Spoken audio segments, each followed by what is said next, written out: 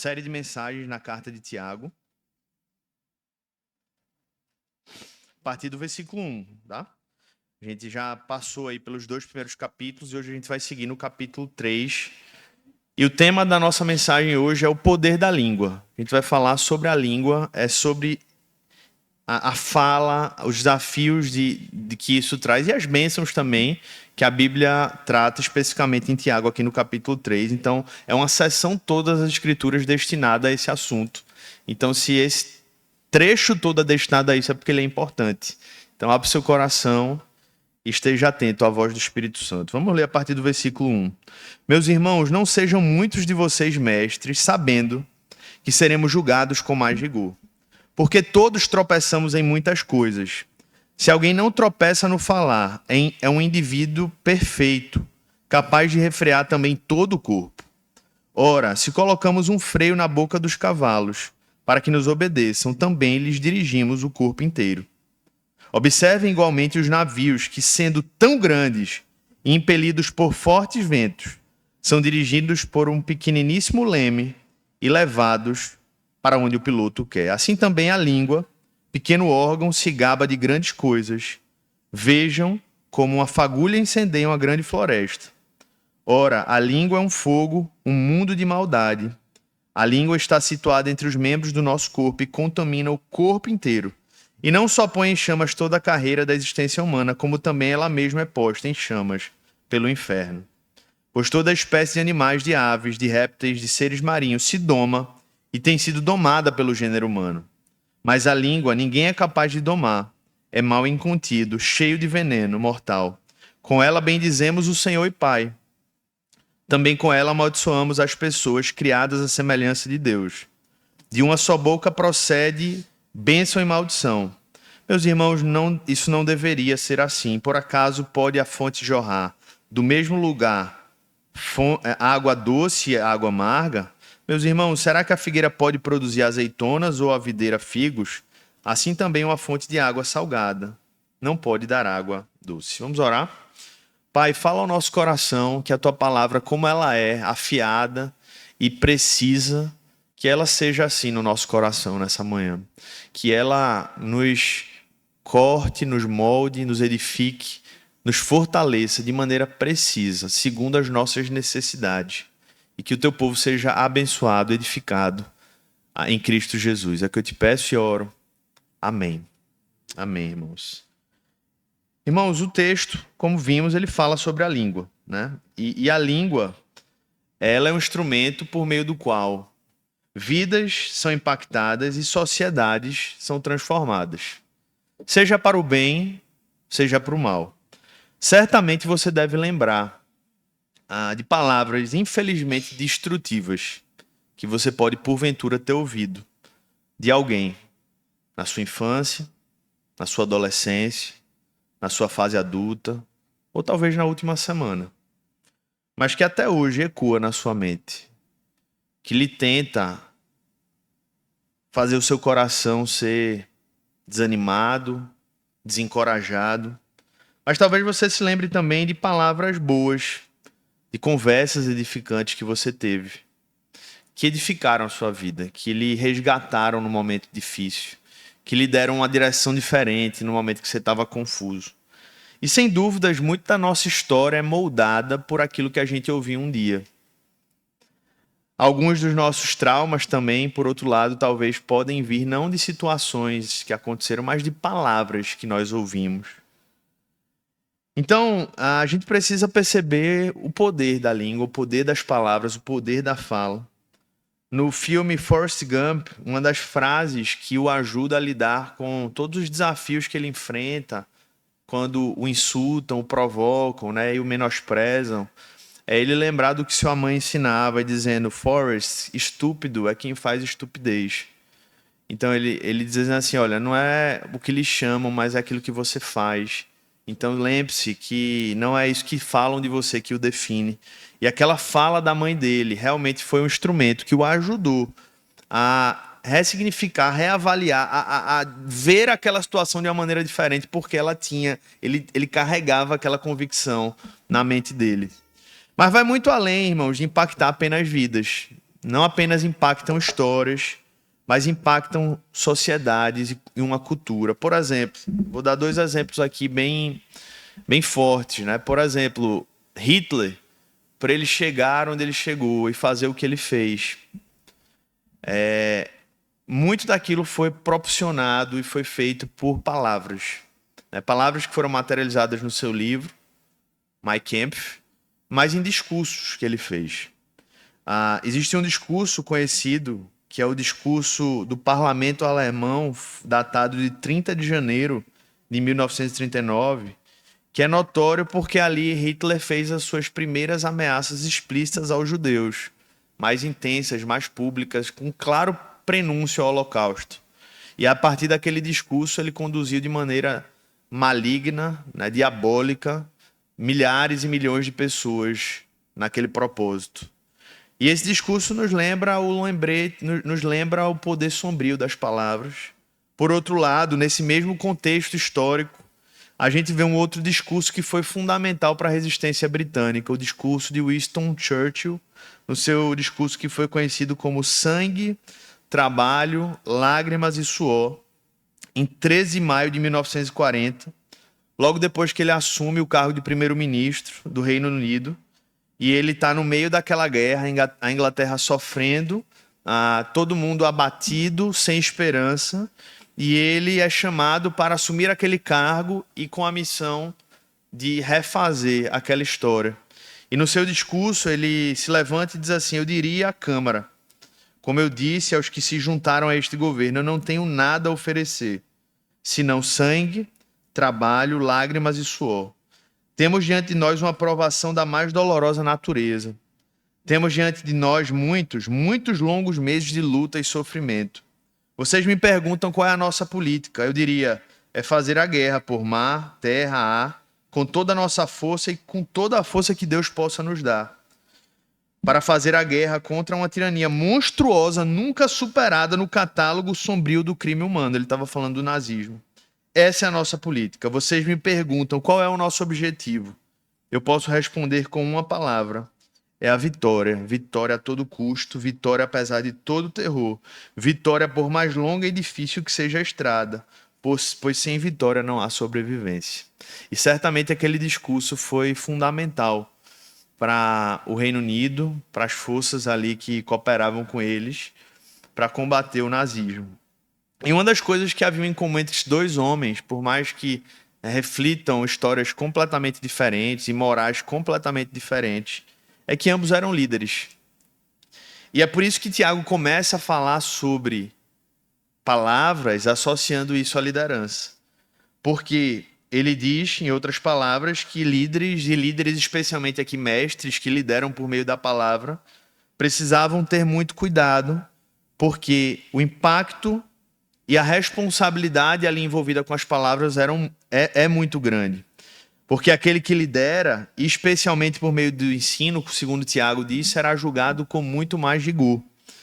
Porque quanto mais experiência e conhecimento, mais responsável nós nos tornamos diante dos homens, não apenas pelas palavras, mas diante de todos os nossos atos, né? Ou como dizia o filme que vocês sabem, né? Que está lá no livro da Bíblia, só que não, né? Grandes poderes trazem grandes responsabilidades. É a ideia de que quanto mais a gente recebe de Deus, mais responsabilidade a gente tem diante do Senhor. E aí ele começa a falar da língua, da fala, associando em primeiro lugar e chamando a atenção dos líderes. Não que ele estivesse desencorajando aqueles que exercem liderança ou aqueles que almejem a liderança a almejá-la, mas ele diz, olha, não é bom que sejam muitos. E isso a gente pode aplicar não apenas à igreja local, mas a gente pode aplicar ao mundo todo. Entender que Deus chama pessoas para liderar, não apenas na igreja local, mas no mundo, no trabalho, na sociedade, na cultura, mas entender que existe uma grande responsabilidade que advém com isso. E essa responsabilidade ela começa por meio das palavras. E é por isso que ele diz assim no capítulo 2, no versículo 2. Ele é muito explícito, Tiago, dizendo, olha, é fato que todos nós tropeçamos. E muitas vezes os nossos tropeços eles se revelam especialmente por meio da fala. Mas aquele que consegue controlar a sua fala é varão perfeito, é homem perfeito, porque ele tem a capacidade de controlar todo o resto. Todos nós já falhamos, irmãos. Você sabe disso. Não há um perfeito, um sequer. Mas é fácil a gente lembrar, inclusive, falhas no que se refere à nossa fala. Porque quando a gente falha na fala, na palavra, na língua, a gente se vê, por vezes, diante de uma situação que parece que não existe reparo. É como, certa vez disseram, é como jogar um saco de penas do alto de uma montanha. Não tem como voltar atrás mais. A palavra que foi lançada, ela não tem como mais ser recolhida. Você pode pedir perdão, me desculpa, eu não quis dizer isso. Mas aquela palavra, ela vai ficar na mente das pessoas. Seja para o bem, seja para o mal. Então, Tiago, ele olha para isso e ele diz, olha, precisamos ter muito cuidado. Porque a língua, ela é um instrumento muito perigoso.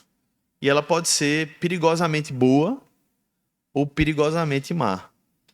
E Tiago cita essa pedra de tropeço porque a própria Bíblia cita diversos pecados que estão diretamente ligados à fala, como o falso testemunho, como a fofoca, como a blasfêmia, como a mentira, como a linguagem grosseira, como a difamação. Então ele escolhe mencionar esse tipo de pecado porque ele sabe que um dos nossos mais fáceis meios de pecado são com as palavras. Ele lembrava do que Provérbios diz no capítulo 10, que quem fala demais acaba caindo em quê? Em transgressão, em pecado. E ele lembra, irmãos, que no dia de juízo, não somente os mestres serão julgados. Os mestres serão julgados com maior rigor pelo que falam no dia do juízo. Mas ele com certeza lembra das palavras do Senhor Jesus, quando no capítulo 12 do Evangelho de Mateus, o Senhor Jesus disse, digo a vocês, que no dia do juízo as pessoas darão conta de toda palavra inútil que proferirem, porque pelas suas palavras você será justificado e pelas suas palavras você será condenado. Palavras do Senhor Jesus. Então, se nós precisamos encarar esse tema, um dos primeiros convites que a Bíblia nos faz é precisamos aprender a domar a nossa língua, dominá-la. A pergunta que surge, irmãos, é como? E a primeira coisa para a gente dominá-la e responder a pergunta de como dominá-la é conhecê-la. E é isso que Tiago faz no capítulo todo aqui, dos versículos 1 a 12. Ele nos apresenta o que é a língua. Ele nos mostra a natureza da língua. Ele diz assim para a gente, Bruno, Júlio, a Clarissa, deixa eu mostrar para vocês, deixa eu apresentar para vocês o que é a língua. Porque talvez vocês não tenham entendido ainda.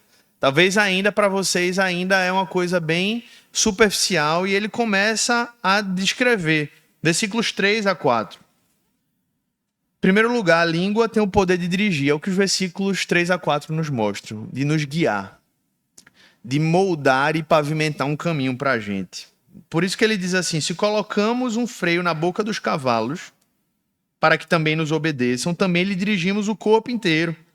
Observem também os navios, eles são grandes, mas por um pequenino instrumento chamado leme, ele é guiado. Então ele faz essa comparação e diz a língua é a mesma coisa. A língua, assim como nos cavalos e nos navios, é aquele freio, é aquele leme que dirige toda a sua existência. Então, nós podemos conduzir uma multidão pela maneira como nós falamos, seja para o bem, seja para o mal. A prova do que eu acabei de falar, Winston Churchill e Hitler. Por isso, Tiago usa essas duas figuras, a do cavalo indomável, que com um simples instrumento ele se torna domável e guiado, e ali também o navio. Mas isso se aplica não apenas às multidões, irmãos, isso se aplica às nossas vidas.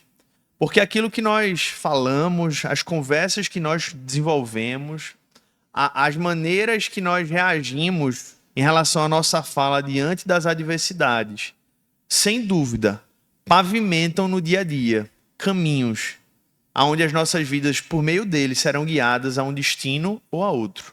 A um caminho de gratidão, de satisfação na presença de Deus, ou um caminho de murmuração, de queixa, que nos levam a uma vida de insatisfação e uma vida de desgraça. Então, imagine o que seria um navio sem um leme. Ele colocaria a vida de todos ali em risco, porque a primeira rocha que aquele navio passasse, ele bateria e ali todos morreriam. Do mesmo modo, você pode imaginar, irmãos, os cavalos. Os cavalos, eles, sem aquele freio, eles não seriam guiados. Eles iriam pelos mais diversos caminhos. E é isso que a língua tem a capacidade de fazer. Então, esse é o primeiro ponto que a gente precisa perceber aqui, nessa manhã. É percebermos que aquilo que nós produzimos com os nossos lábios, que na verdade vem dos nossos pensamentos e na verdade vem do nosso coração, está pavimentando a nossa vida. Está guiando pouco a pouco a nossa rota. Então, aquilo que você fala importa sim, porque a boca fala do que o coração está cheio. Então, aquilo que eu falo revela daquilo que eu estou cheio, e daquilo que eu estou cheio é o caminho que eu vou trilhar a minha vida. Então, Tiago, ele traz esse alerta dizendo assim, olha, a língua, ela dirige. Para onde ela está te levando? De que a sua boca está cheia? De alegria, paz, justiça, gratidão, ou de murmuração, medo, insatisfação, queixa?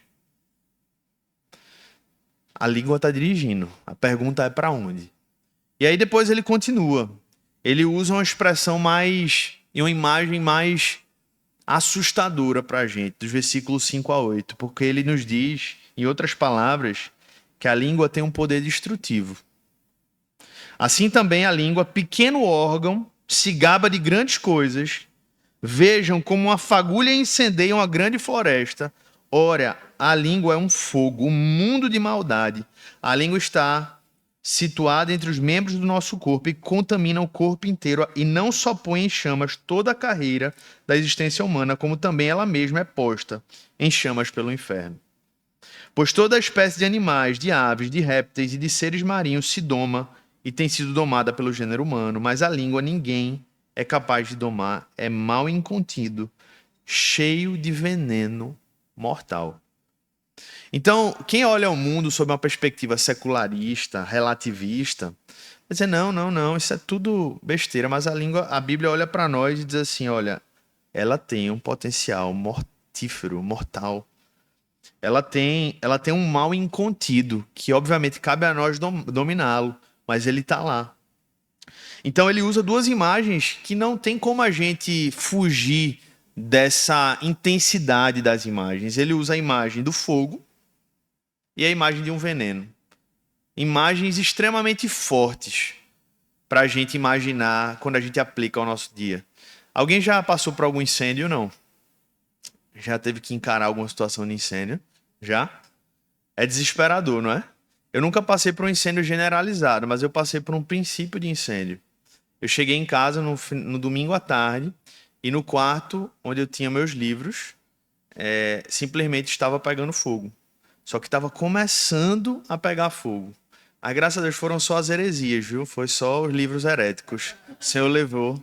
Tô brincando, tinha uns livros muito bons que eu perdi, mas Deus sabe todas as coisas. Mas em resumo, irmãos, uma luminária que tinha, que esquentava, o livro acabou caindo, ficando em cima dela. E um dia ali, que a gente passou fora de casa, começou a... E simplesmente é tão desesperador que você não sabe nem o que fazer. Eu fiz tudo errado, peguei água, joguei que não deveria, era para ter pego o extintor, mas graças a Deus, como era um princípio de incêndio, aí eu consegui contornar. Mas eu fico imaginando quando o incêndio é generalizado, né? Você se encontra desesperado, você toma decisões erradas e você já não sabe mais como resolver aquela situação. E é essa imagem que Tiago usa para o poder da língua, um poder de destruição que é equiparado a um incêndio. Um poder de destruição que é comparado também a um veneno, algo que mata, que fere, que destrói.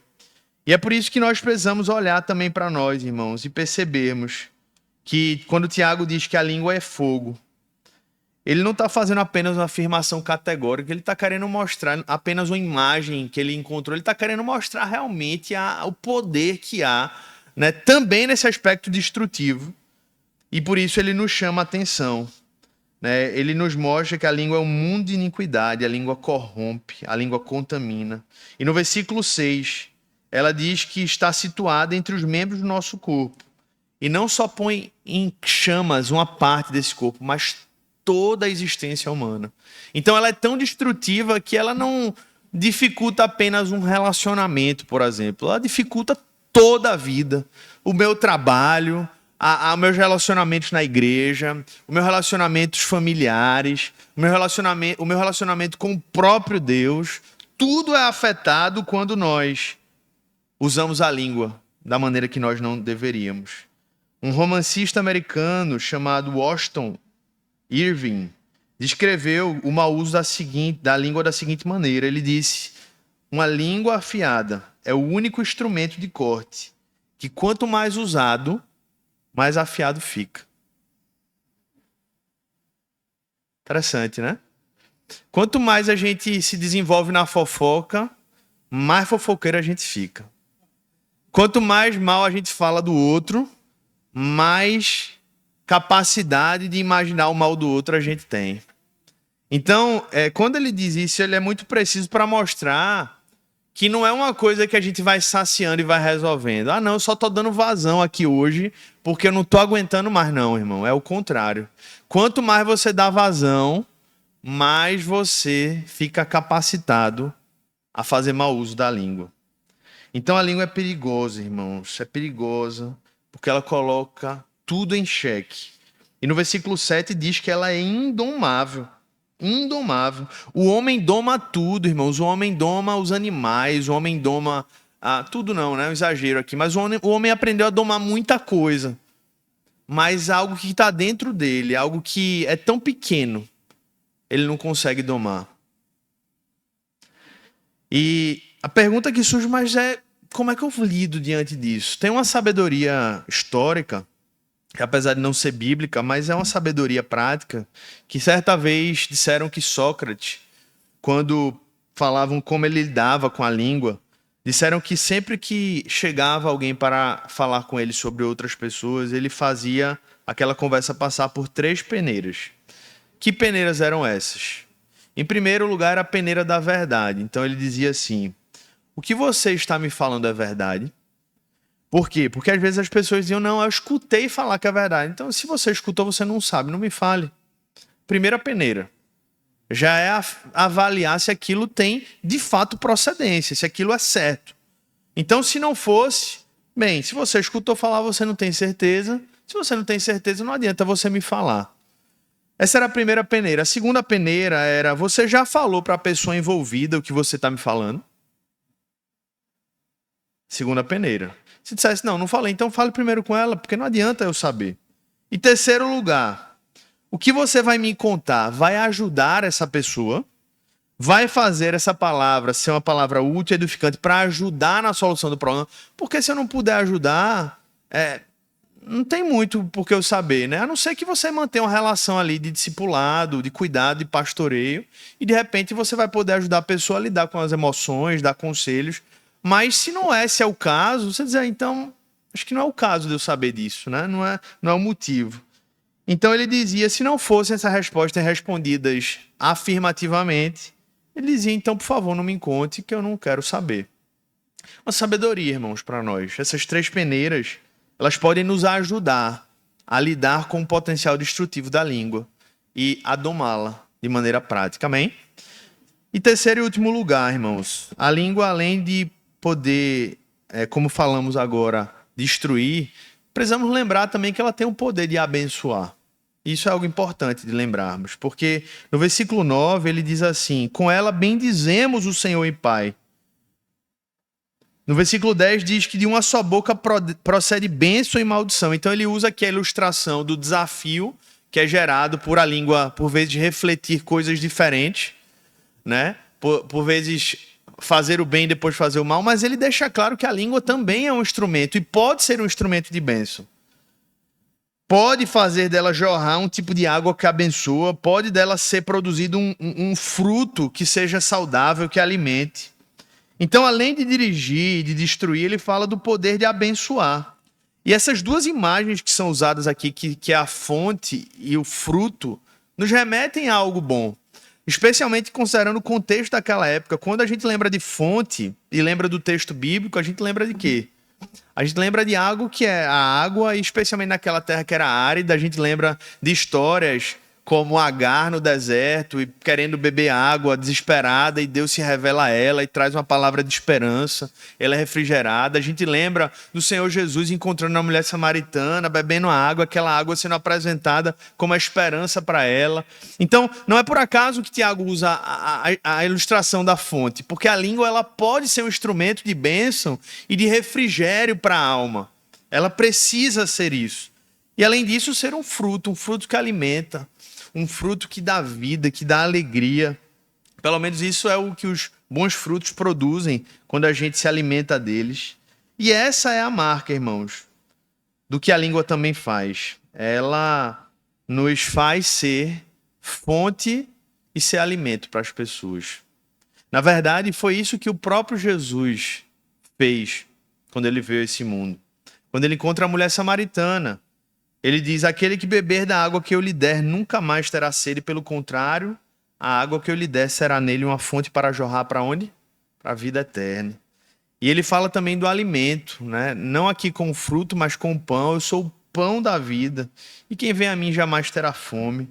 Então, uma das principais características de Jesus é que sempre que pessoas chegavam a ele, você lembra disso, elas saíam dali encorajadas, restauradas, desafiadas, porque Jesus usava a língua dele para promover vida. E às vezes essa vida vinha por meio de desafios, por meio de confrontos, mas sempre o alvo era vida, era a zoe que ele oferecia, era a vida abundante. Ele queria que as pessoas pudessem, por meio dos sinais, dos milagres, das curas, mas também por meio das palavras, que as pessoas pudessem ser encaminhadas por um caminho de vida. E o poder da língua de Cristo, irmãos, era sempre para o bem. Isso é uma das coisas que nos marcam na vida de Jesus. Haviam homens, e todos os homens que passaram por esse mundo, inclusive eu e você, já usamos a língua para o bem, mas já usamos a língua para o mal. Talvez hoje. Mas o poder da língua de Cristo sempre foi para o bem. E a pergunta que nós nos fazemos diante disso é: quando as pessoas chegam perto de nós, como elas saem? Elas têm sido edificadas, encorajadas? Nós temos sido fontes para levar pessoas a seguirem os passos de Cristo? Temos sido frutos que levam pessoas a se alimentarem de Cristo? Porque como seguidores dele, meus irmãos, nós somos chamados a uma vida de integridade, onde as nossas palavras precisam refletir o caráter do nosso Senhor e Salvador. Jesus, durante o seu ministério, ele nos mostrou esse exemplo. Ler os evangelhos é ler o exemplo de um homem que usou a sua língua em todos os momentos e em todas as suas experiências para o bem, não para destruir, mas para abençoar. Um homem que dominou a sua língua e que cada palavra que saiu da boca daquele homem foi uma palavra planejada, meditada, e que o meditar do coração dele glorificou a Deus. Ele sempre falou com graça, sabedoria e compaixão, mesmo em meio às provações, mesmo em meio às injustiças. Mas a beleza do evangelho, irmãos, não é apenas que ele nos deixou um modelo. Essa é uma das belezas. Mas a grande beleza do evangelho é a gente perceber que ele nos outorgou com a sua obra um poder. Vou repetir. A beleza do evangelho é que o Senhor Jesus não nos deixou apenas um exemplo de como lidar com a língua. Ele nos deixou um poder que impacta e transforma as nossas línguas. Eu lembro das palavras do Senhor Jesus no capítulo 1 do livro de Atos, no versículo 8, quando ele diz: mas receberão poder ao descer sobre vocês o Espírito Santo e serão minhas testemunhas, tanto em Jerusalém como em toda a Judéia, Samaria e até os confins da terra. E o que é que isso tem a ver com a língua? Tudo, irmãos, porque a Bíblia mostra que a descida do Espírito Santo, o poder do Espírito Santo, a vida que ele promove em nós, é o que nos torna testemunhas. E testemunhas fazem muitas coisas, mas uma das principais coisas é falar sobre aquilo que viu e aquilo que ouviu. Então, não é apenas sobre um exemplo de algo que eu vi em Cristo, mas é sobre um poder que Cristo está imprimindo em mim por meio do seu Espírito Santo. Então não é apenas sobre não falar mal de alguém, é sobre testemunhar e conduzir aqueles que seriam alvo do nosso comentário maldoso para Cristo. Não é apenas sobre não falar mal dele, é testemunhar de Cristo para ele. Esse é o poder do Evangelho. Porque a moralidade pode fazer pessoas ainda encontrar ali por um constrangimento, por uma conveniência, e dizer: eu vou ficar calado. Vou ficar calado porque eu sou uma pessoa educada. Eu sou fino. A moralidade pode fazer isso. O medo, o temor humano pode fazer isso. Mas só o poder do Evangelho faz nós testemunharmos para aquele que nós teríamos o desejo de falar mal e mostrarmos Cristo para essa pessoa. Dizer: eu quero te apresentar o bem. Eu quero te apresentar aquele que é belo. Eu quero te apresentar aquele que é a verdade. Eu quero te mostrar a verdadeira vida. É só o poder do Evangelho que faz isso, irmãos. Não é apenas sobre não mentir. Porque o medo humano, o querer parecer bem para a sociedade, pode fazer pessoas controlarem a mentira em muitas situações, não é verdade? Mas o poder do Evangelho gera alegria em proclamar a verdade no mundo cada vez mais relativista. Esse é o poder do Evangelho. Não é apenas sobre se controlar para não mentir, é ter alegria de dizer: existe verdade. Há uma verdade, ela se chama Cristo. No mundo que cada vez mais nos força, nos coloca contra a parede para dizer: não, qualquer caminho vale. Não é apenas sobre não murmurar, irmãos. Porque a gente pode, por medo humano, por querer parecer ser melhor, por querer parecer ser mais forte, dizer: não vou murmurar não, porque eu preciso parecer ser mais forte aqui no meu trabalho, eu preciso parecer ser mais forte na minha família, eu preciso parecer ser mais forte para os meus filhos. Mas o poder do Evangelho, ele vai muito além disso. Ele gera a capacidade de nós darmos graças em todas as circunstâncias, inclusive nas mais difíceis. É só isso, só o Evangelho pode realizar, só o poder do Evangelho pode fazer.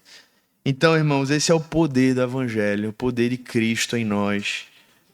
E esse poder vence o poder da língua. A língua é poderosa, tanto para fazer o bem como para fazer o mal. Mas o poder do Evangelho supera qualquer poder que a nossa língua carregue. E ele nos capacita a dizer: eu vou fazer diferente. A minha língua vai ser diferente. Ela vai ser usada de um modo diferente. E isso vai ser para a glória de Deus. O Evangelho redime a língua para que ela sirva ao Senhor. E ele redime todo o nosso ser para que nós sirvamos ao Senhor. Eu oro para que o Evangelho de Cristo Jesus, ele possa alcançar. Se você ainda não foi alcançado por ele, que ele lhe alcance nessa manhã, em nome de Jesus. Porque eu vou dizer uma coisa a você: não existe esperança para você se esse Evangelho não lhe alcançou. Se a morte vicária de Cristo, se a sua ressurreição ao terceiro dia não impactou a sua vida, e se Cristo ressurreto não teve um encontro pessoal com você, não tem nada que você possa fazer. Não tem curso que você possa contratar, não tem pessoa com quem você possa conversar, não tem dinheiro que você possa ganhar, não tem nada que você possa fazer que seja capaz de mudar a sua vida, de mudar de verdade. Então, o Evangelho de Jesus, ele muda vidas e ele muda também a maneira como nós usamos a nossa língua. E eu oro, irmãos, para que, se essa for uma luta sua hoje aqui, se você traz hoje aqui pecados de murmuração, de fofoca, de insatisfação, de falar mal das pessoas, de blasfemar contra Deus, que você não se sinta apenas dizendo assim: Senhor, eu sou mau. Não, você seja chamado pela graça de Deus a ir além do eu sou mau e dizer: eu quero ser transformado pelo poder do Evangelho. Eu quero ver o Evangelho transformando a minha vida. Eu quero ver o poder do Evangelho mudando quem eu sou no meu dia a dia, porque esse é o convite do Evangelho, irmãos. Se você vem para a igreja querendo apenas ouvir uma história bonita, alguma coisa legal, ouvir uma música, e você não vem com a expectativa de que a palavra de Deus seja um instrumento para lhe afiar, você não está entendendo o que é o reino, o que é a igreja, o que é o evangelho de Deus. Então que você saia daqui desafiado a dizer: Senhor, eu creio que nessa minha luta de domar a minha língua, o evangelho é poderoso para transformá-la. E que assim seja. Amém. Feche seus olhos. Pai, nós te agradecemos porque nós estamos aqui diante da mesa do Senhor. E nós lembramos que para que essa mesa pudesse ser servida para nós, o Senhor Jesus precisou silenciar diante de todos os seus inimigos, de todos os seus algozes, diante de todos aqueles que o faziam mal e que de fato eram maus, diante do único que era bom. Mas ele foi capaz de refrear sua língua, de silenciar e de sofrer todas as injustiças, sendo completamente justo, porque ele sabia que esse era o único meio do evangelho chegar até nós hoje. Esse era o único meio viável, capaz de fazer com que o poder do evangelho chegasse às nossas vidas. Sejam aquelas que hoje precisam entregar sua vida a Cristo, sejam aqueles que hoje, que já caminham com Cristo, mas que continuam dependendo desse poder para superar e para vencer cada pecado na sua luta de santificação. Por isso eu te peço, Senhor, que nessa manhã, concluindo para encerrarmos o nosso culto diante da ceia do Senhor, que o Senhor possa usar da Santa Comunhão, dessa mesa que o Senhor nos convida pela graça, para nos lembrar do quanto nós somos privilegiados, Senhor. Porque o Senhor nos amou em Cristo Jesus. E agora, por meio da tua morte e ressurreição, nós temos a oportunidade de sermos convidados para a mesa da graça, para a mesa do perdão, mas para a mesa também que nos lembra que há poder em Cristo, que há poder no sangue de Jesus. E que esse sangue não apenas cobre o nosso pecado, não apenas nos limpa de todo mal, mas que esse sangue nos capacita a uma nova vida. E que essa nova vida seja marcada em nós também, por nós usarmos a nossa língua para o bem, para a glória de Deus. Que nós deixemos para trás, Senhor, maledicência, fofoca, murmuração, queixa, e que sejamos parecidos com Cristo. Que a nossa língua te louve 24 horas por dia. Que as nossas vidas sejam para a tua glória. É o que eu te peço e eu te oro, Senhor. Prepara o nosso coração para receber a mesa da graça. Porque nós não merecemos essa mesa. Mas o sangue de Cristo nos cobre, nos lava e nos limpa de todo mal. Prepara o teu povo. Que o teu povo se lembre da tua obra. E que os corações sejam ministrados, Senhor, para que a ceia do Senhor seja recebida. É que eu te oro e peço em nome de Jesus. Amém. Amém, irmãos. Então aqui estamos diante da mesa do Senhor. Essa mesa não é a mesa da Igreja Cristã